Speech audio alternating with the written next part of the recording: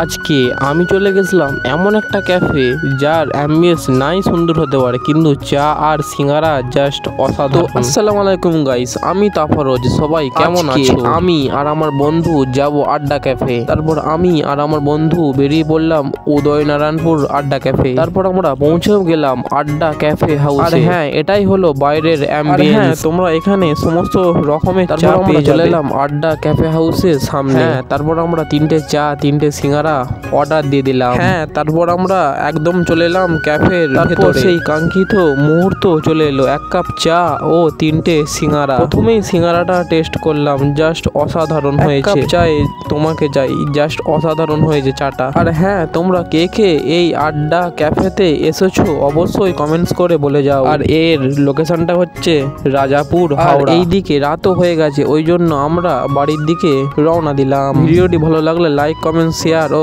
Follow করতে ভুলবেন না।